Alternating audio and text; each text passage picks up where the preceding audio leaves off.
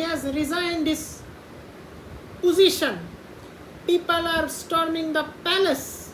People are enjoying the bathtub, cosmetics, soap, TV, bed, swimming pool, golf course, whatnot.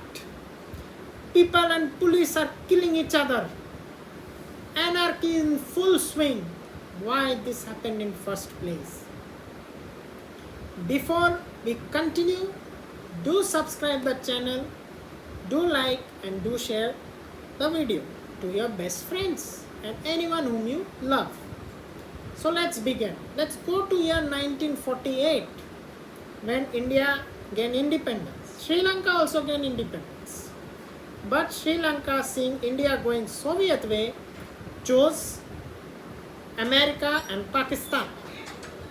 So Sri Lanka started making anti-India policies and collaborated with Pakistan during Indo-Pakistani War, including 1971 war. Through Pakistan, Sri Lanka made friendship with China. But after Pakistani defeat, Sri Lanka made neutrality with India.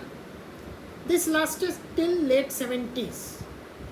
In late 70s, Sinhala, led by various dynasties, particularly Rajapaksha, and Tamil, led by Prabhakaran, fought against each other. This was civil war, lasted till 2009. India at this time made series of policy blunders towards Sri Lanka, due to which Sri Lanka further came under grip of China and Pakistan as well as United States. Sri Lanka in 1990s made further friendship with all three of them, and all three countries, particularly China, made strong foothold into Sri Lanka.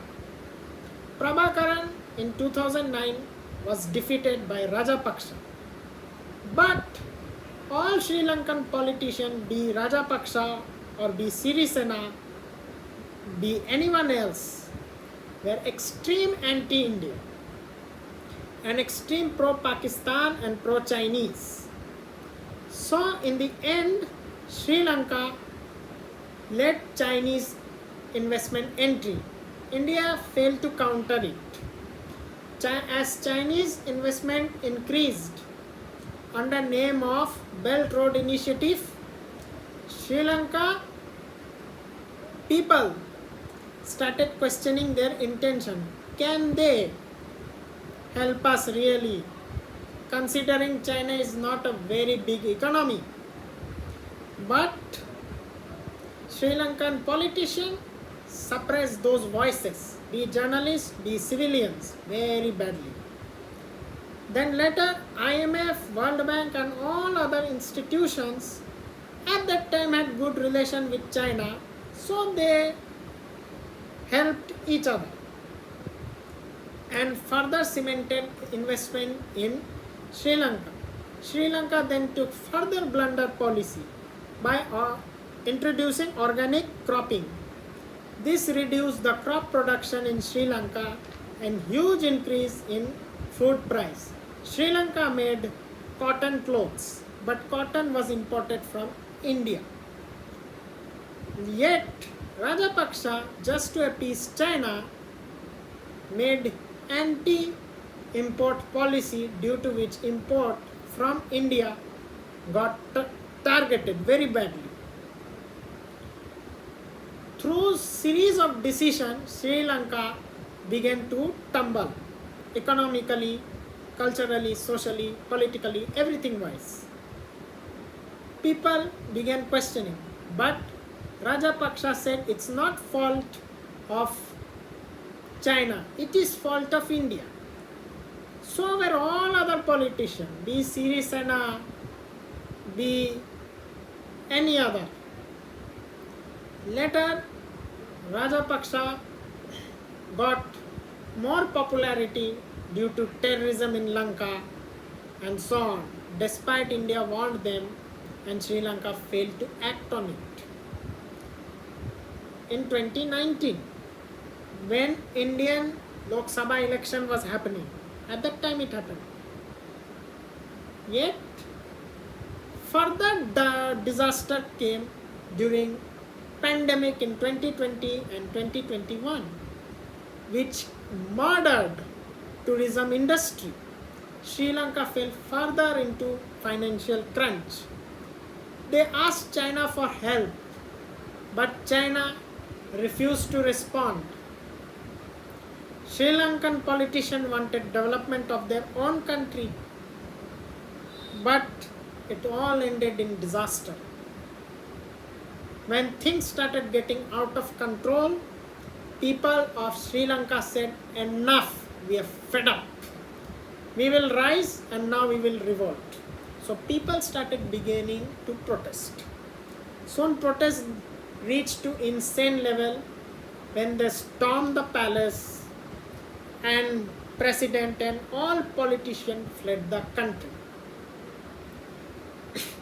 Wikremsinghe, the only non-pro-Chinese politician of Sri Lanka, became prime minister.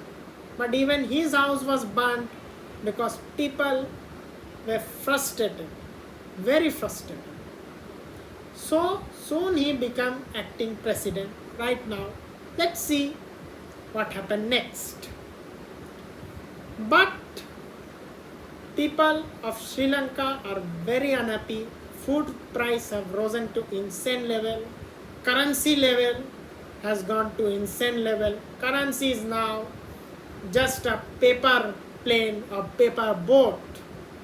Inflation is way worse. Situation is way worse than Venezuela. Sri Lanka has collapsed. People are fleeing the country. People don't know what to do. India has come to help finally.